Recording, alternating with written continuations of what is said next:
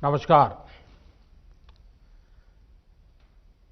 अलीगढ़ मुस्लिम university के chancellor his holiness doctor Syedna Mufaddal Saifuddin साहब, शिक्षा मंत्री डॉक्टर रमेश पोखरियाल निशंक जी,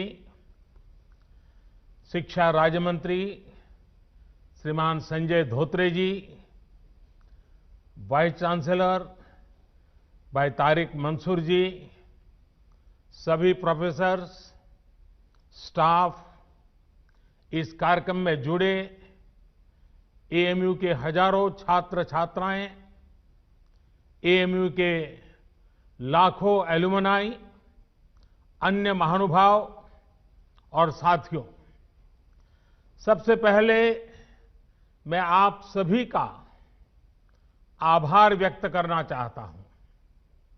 आपने एएमयू के शताब्दी समारोह के इस ऐतिहासिक अवसर पर मुझे अपनी खुशियों के साथ जुड़ने का मौका दिया है।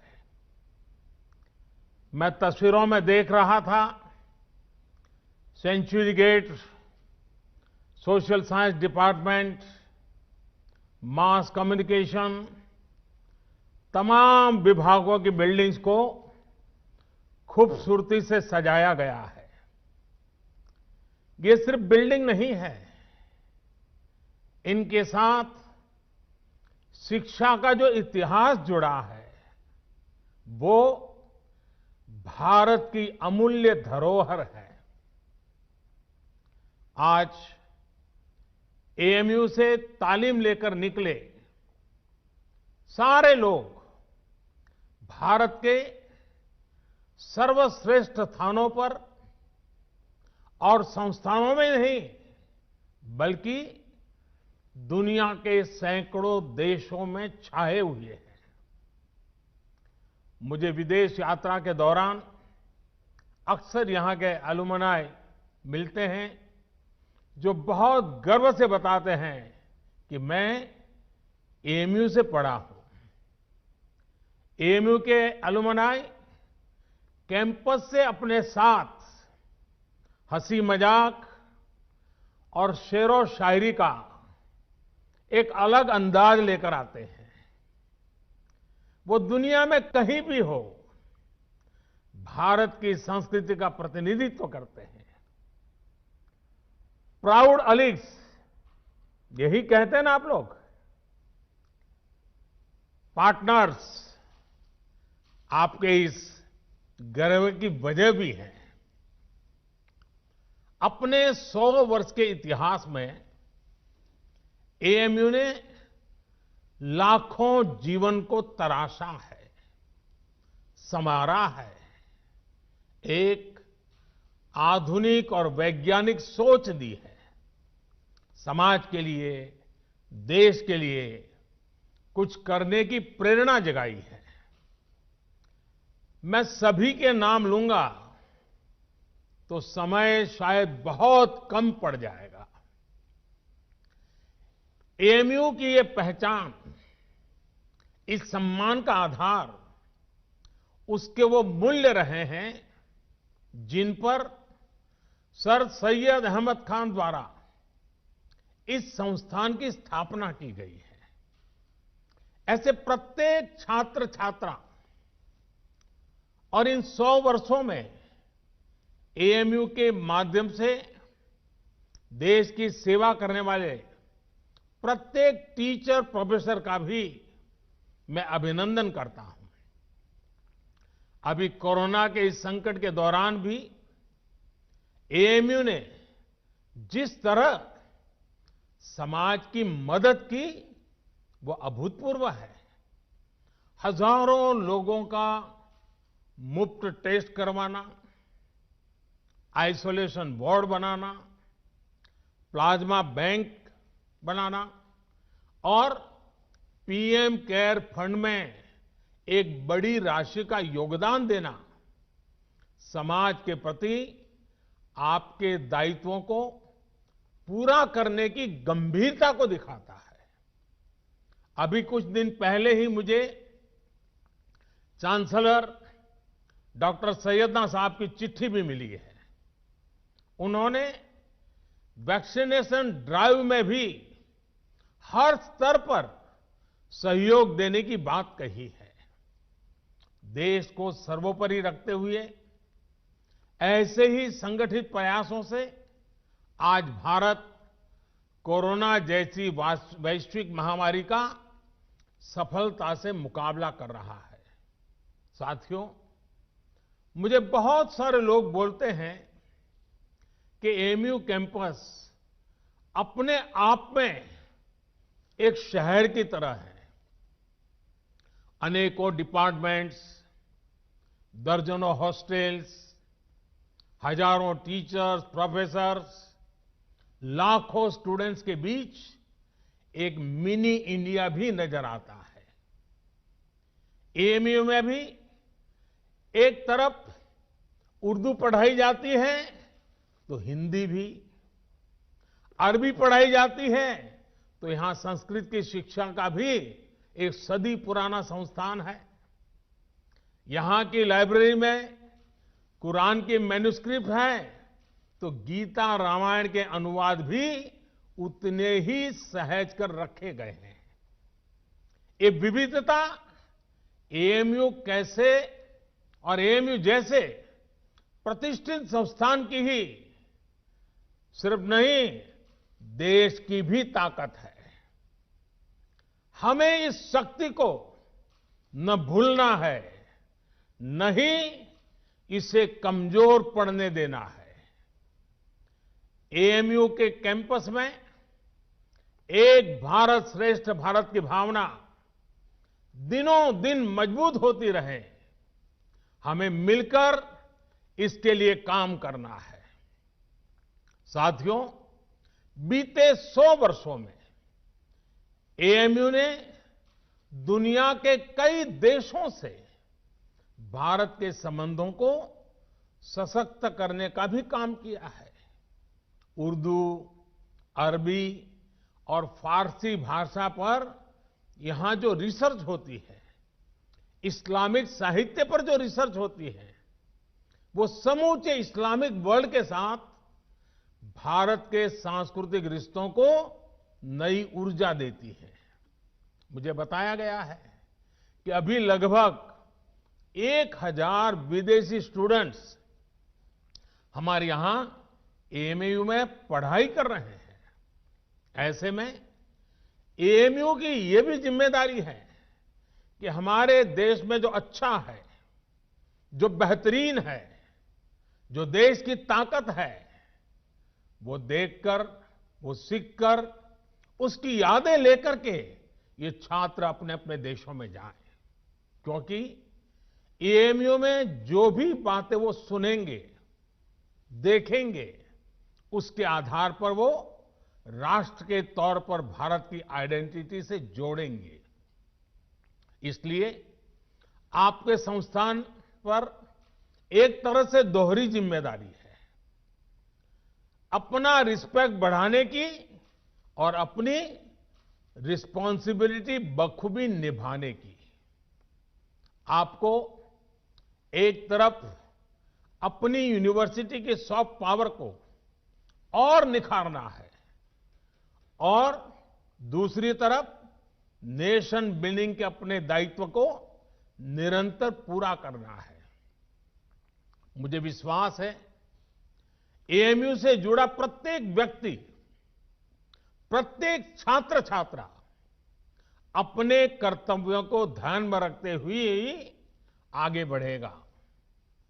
मैं आपको सर सैयद द्वारा कही गई एक बात, उस बात की आज याद दिलाना चाहता हूं।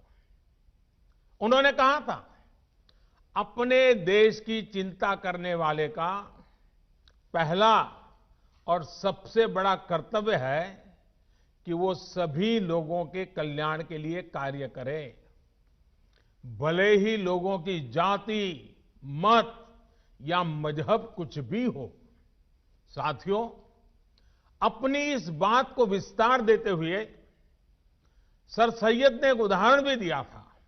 उन्होंने कहा था, जिस प्रकार मानव जीवन और उसके अच्छे स्वास्थ्य के लिए शरीर के हर अंग का स्वस्थ रहना जरूरी है, वैसे ही देश की समृद्धि के लिए भी उसका हर स्तर पर विकास होना आवश्यक है।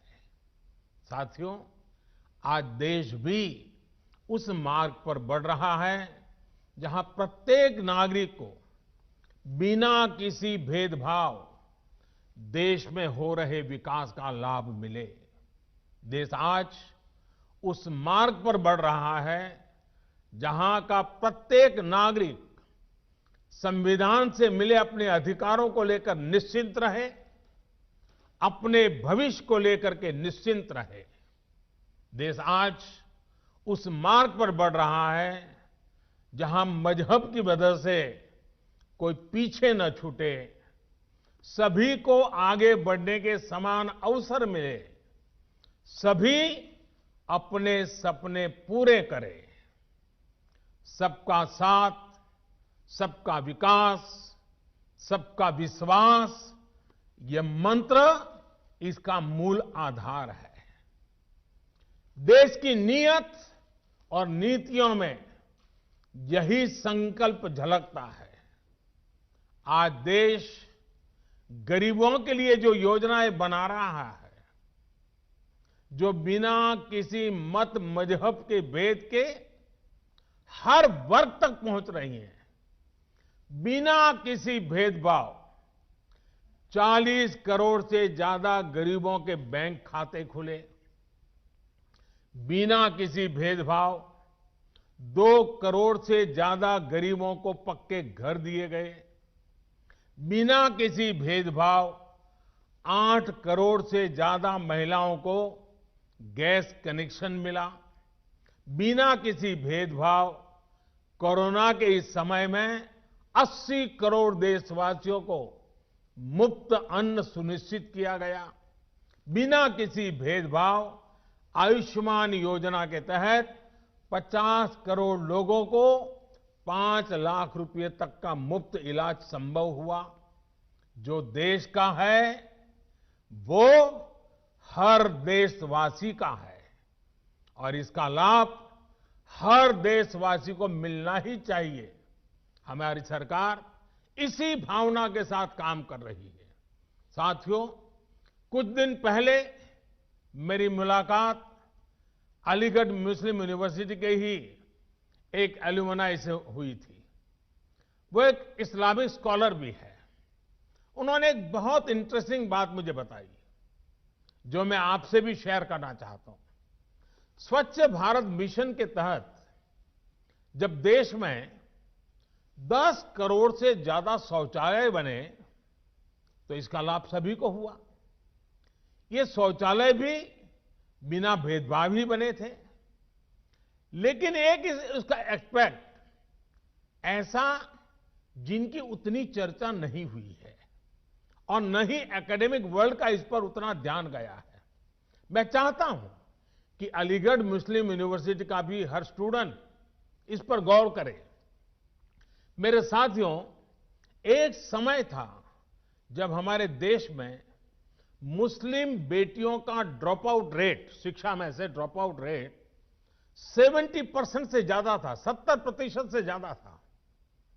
मुस्लिम समाज की प्रगति में बेटियों का इस तरह पढ़ाई बीच में छोड़ना हमेशा से बहुत बड़ी बाधा रहा है। लेकिन 70 साल से हमारे यहां स्थिति यही थी कि 70% से ज्यादा मुस्लिम बेटियां अपनी पढ़ाई पूरी नहीं कर पाती थी। इन्हीं स्थितियों में स्वच्छ भारत मिशन शुरू हुआ। गांव-गांव शौचालय बने। सरकार ने स्कूल जाने वाली गर्ल्स स्टूडेंट के लिए मिशन मोड पे अलग शौचालय बनवाए।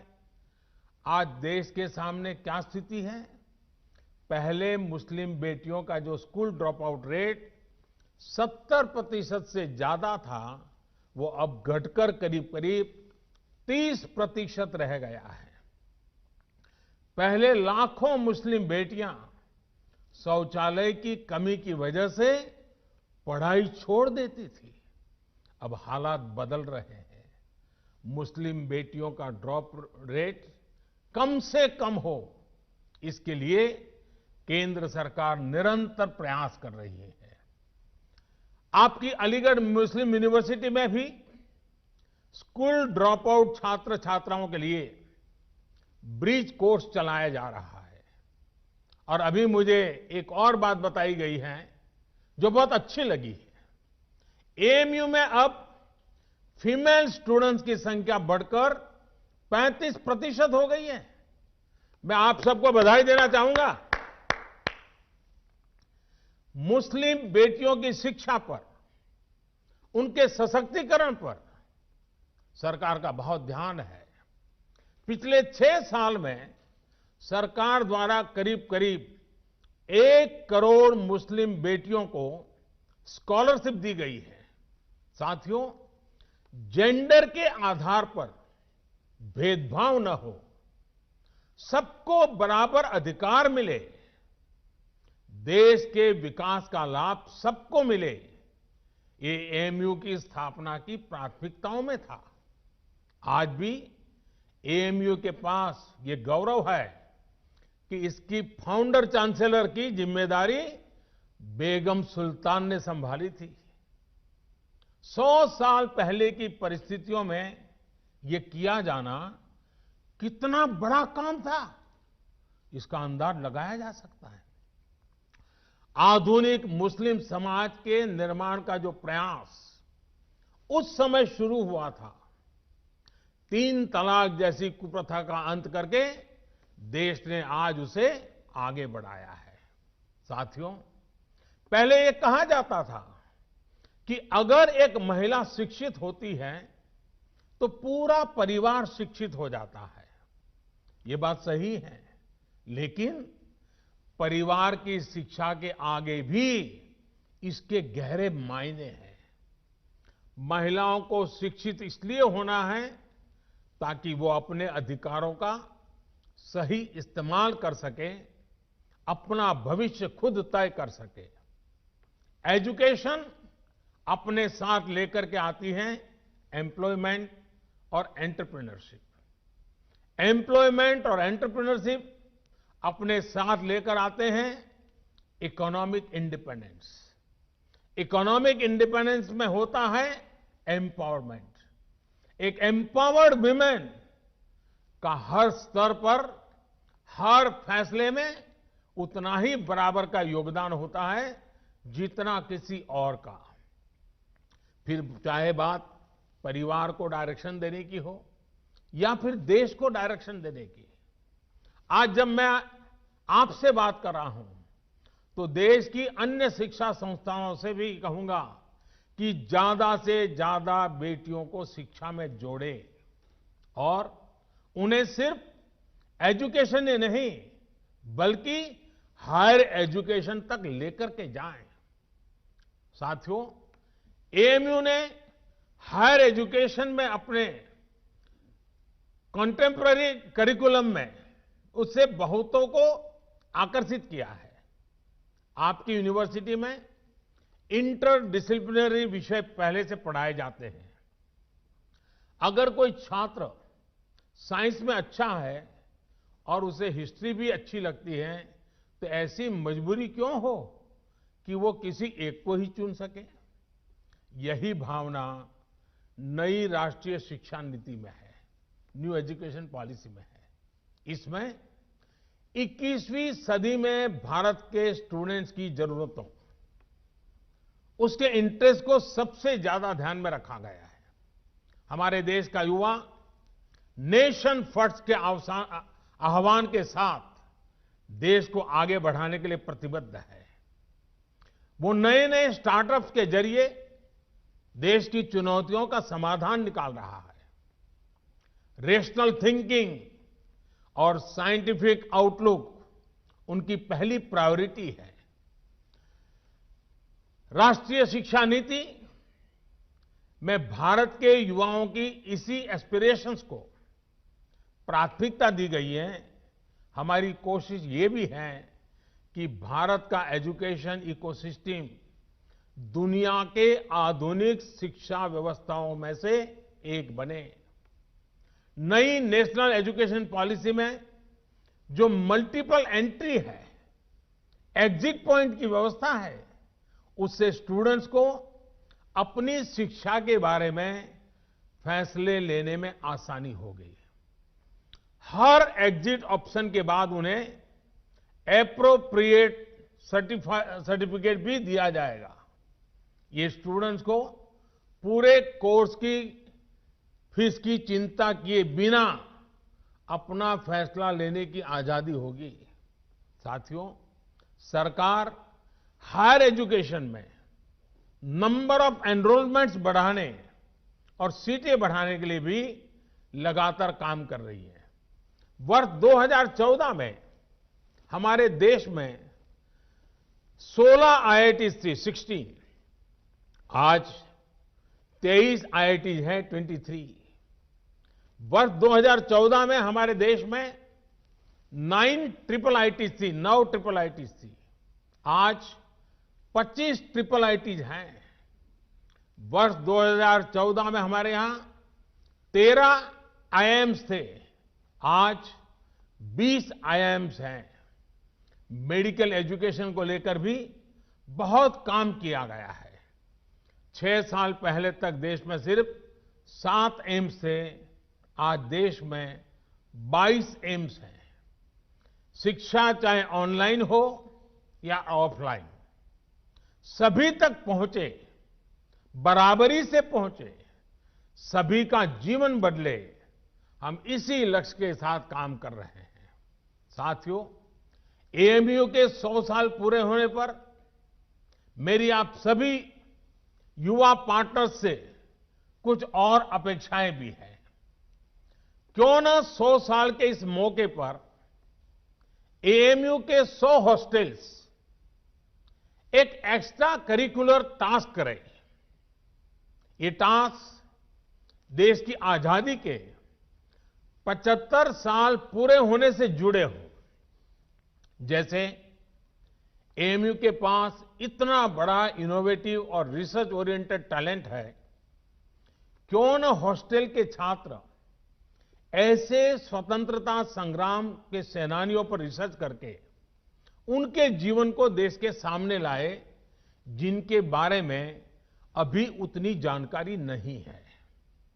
कुछ स्टूडेंट्स इन महापुरुषों के जन्मस्थान जाएं, उनकी कर्मभूमि जाएं, उनके परिवार के लोग अब कहां हैं, उनसे संपर्क करें। कुछ स्टूडेंट्स ऑनलाइन रिसोर्स को एक्सप्लोर करें। उदाहरण के तौर पर 75 हॉस्टल्स एक एक आदिवासी फ्रीडम फाइटर पर एक एक रिसर्च डॉक्यूमेंट तैयार कर सकते हैं। इसी तरह 25 हॉस्टल्स महिला फ्रीडम फाइटर्स पर रिसर्च कर सकते हैं, काम कर सकते हैं। एक और काम है जो देश के लिए एएमयू के छात्र छात्राएं कर सकते हैं। एएमयू के पास देश की इतनी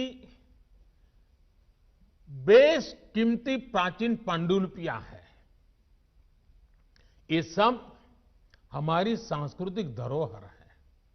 मैं चाहूंगा कि आप टेक्नोलॉजी के माध्यम से इन्हें डिजिटल, इन्हें वर्चुअल अवतार में पूरी दुनिया के सामने लाएं। मैं एएमयू के विशाल एलुमनाई नेटवर्क को भी आह्वान करता हूं कि नए भारत के निर्माण में अपनी भागीदारी और बढ़ाएं। आत्मनिर्भर भारत अभियान को सफल बनाने के लिए, वोकल फॉर लोकल को सफल बनाने के लिए बहुत कुछ किया जाना बाकी है। इसे लेकर अगर मुझे एएमयू से सुझाव मिले, एएमयू एलुमनाई के सुझाव मिले, तो मुझे बहुत खुशी होगी। साथियों, आज पूरी दुनिया की नजरें भारत पर है। जिस सदी को भारत की सदी बताया जा रहा है, उस लक्ष्य की तरफ भारत कैसे आगे बढ़ता है, इसे लेकर पूरी दुनिया में क्यूरियोसिटी है। इसलिए आज हम सभी का एकमात्र और एक निष्ठ लक्ष्य ये होना चाहिए कि भारत को आत्मनिर्भर कैसे बनाएं। हम कहां और किस परिवार में पैदा हुए, किस मत मजहब में बड़े हुए, इससे भी अहम यह है कि हर एक नागरिक की आकांक्षाएं और उसके प्रयास देश की आकांक्षाओं से कैसे जुड़े। जब इसको लेकर एक मजबूत नींव पड़ेगी तो लक्ष्य तक पहुंचना और आसान हो जाएगा। साथियों, समाज में वैचारिक मतभेद होते हैं, ये स्वाभाविक भी है, लेकिन जब बात राष्ट्रीय लक्ष्यों के प्राप्ति की हो तो हर मतभेद किनारे रख देना चाहिए। जब आप सभी युवा साथी इस सोच के साथ आगे बढ़ेंगे तो ऐसी कोई मंजिल नहीं जो हम मिलकर के हासिल न कर सके। शिक्षा हो, आर्थिक विकास हो, बेहतर रहन सहन हो, अवसर हो, महिलाओं का हक हो, सुरक्षा हो, राष्ट्रवाद हो, ये जो चीजें हैं जो हर नागरिक के लिए जरूरी होती है, ये कुछ ऐसे मुद्दे हैं जिन पर हम अपनी राजनीतिक या वैचारिक मजबूरियों के नाम पर असहमत हो ही नहीं सकते। यहां अलीगढ़ मुस्लिम यूनिवर्सिटी में इन मुद्दों पर बात करना मेरे लिए इसलिए भी स्वाभाविक है क्योंकि यहां से स्वतंत्रता के अनेक सेनानी निकले हैं, इस मिट्टी से निकले हैं। इन स्वतंत्रता सेनानियों की भी अपनी पारिवारिक, सामाजिक, वैचारिक परवरिश थी, अपने अपने विचार थे, लेकिन जब गुलामी से मुक्ति की बात आई तो सारे विचार आजादी के एक लक्ष्य के साथ ही जुड़ गए।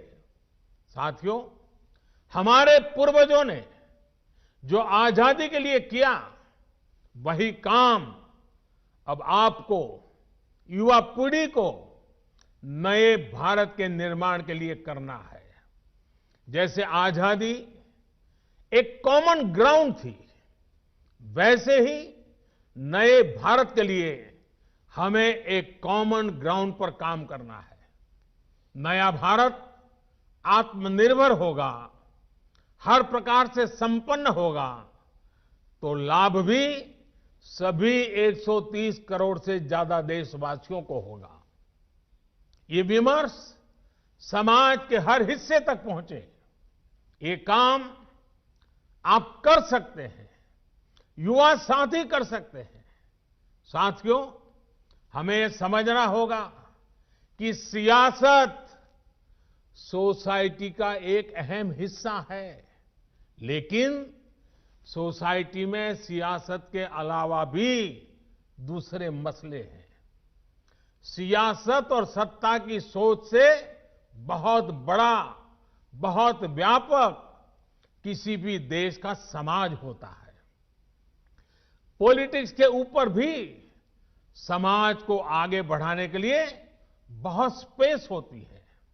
उस स्पेस को भी एक्सप्लोर करते रहना बहुत जरूरी है।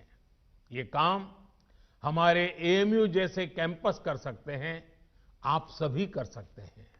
साथियों, न्यू इंडिया के विजन की जब हम बात करते हैं तो उसके मूल में भी यही है कि राष्ट्र के, समाज के विकास को राजनीतिक चश्मे से न देखा जाए। हां, जब हम इस बड़े उद्देश्य के लिए साथ आते हैं तो संभव है कि कुछ तत्व इससे परेशान हो। ऐसे तत्व दुनिया की हर सोसाइटी में मिल जाएंगे। ये कुछ ऐसे लोग होते हैं जिनके अपने स्वार्थ होते हैं, वो अपने स्वार्थ को सिद्ध करने के लिए हर हथकंडा अपनाएंगे, हर प्रकार की नेगेटिविटी फैलाएंगे। लेकिन जब हमारे मन और मस्तिष्क में नए भारत का निर्माण सर्वोच्च होगा तो ऐसे लोगों का स्पेस अपने आप में सिकुड़ता जाएगा। साथियों, पॉलिटिक्स इंतजार कर सकती है, सोसाइटी इंतजार कर सकती है, देश का डेवलपमेंट का इंतजार नहीं कर सकता। गरीब समाज के किसी भी वर्ग का हो, वो इंतजार नहीं कर सकता। महिलाएं, वंचित, पीड़ित, शोषित विकास का इंतजार नहीं कर सकते। सबसे बड़ी बात, हमारे युवा, आप सभी और इंतजार नहीं करना चाहेंगे। पिछली शताब्दी में मतभेदों के नाम पर बहुत वक्त पहले ही जाया हो चुका है। अब वक्त नहीं गंवाना है। सभी को एक लक्ष्य मिलकर, एक लक्ष्य के साथ मिलकर नया भारत, आत्मनिर्भर भारत बनाना है। साथियों, 100 साल पहले 1920 में जो युवा थे, उन्हें देश की आजादी के लिए संघर्ष करने का, खुद को समर्पित करने का, बलिदान देने का अवसर मिला था। उस पीढ़ी के तप और त्याग से देश को 1947 में आजादी मिली थी। आपके पास, आज की पीढ़ी के पास आत्मनिर्भर भारत, नए भारत के लक्ष्य को पूरा करने के लिए बहुत कुछ करने का अवसर है। वो समय था 1920 का, ये समय है 2020 का। 1920 के 27 साल के बाद देश आजाद हुआ था। 2020 के 27 साल बाद, जो कि अगले 27 साल 2020 से 2047 आपके जीवन के बहुत महत्वपूर्ण साल है। वर्ष 2047 में जब भारत अपनी आजादी के 100 वर्ष पूरा करेगा, आप उस ऐतिहासिक समय के भी साक्षी बनेंगे। इतना ही नहीं, इन 27 साल में आधुनिक भारत बनाने के आप हिस्सेदार होंगे। आपको हर पल देश के लिए सोचना है, अपने हर फैसले में देश हित सोचना है। आपका हर निर्णय देश हित को आधार बनाते हुए ही होना चाहिए। मुझे विश्वास है, हम सब साथ मिलकर आत्मनिर्भर भारत के सपनों को पूरा करेंगे।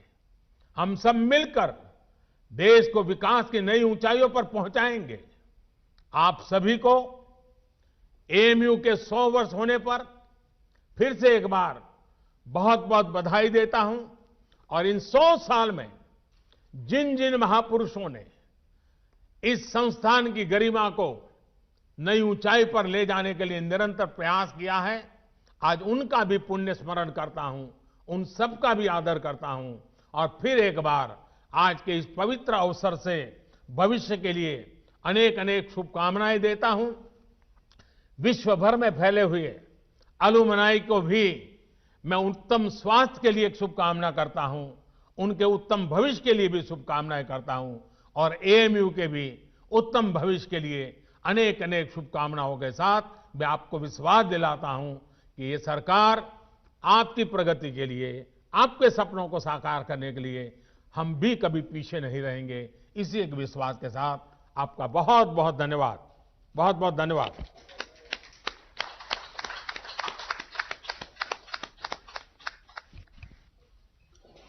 It is my proud privilege to propose the vote of thanks on this historical occasion to commemorate the centenary celebration of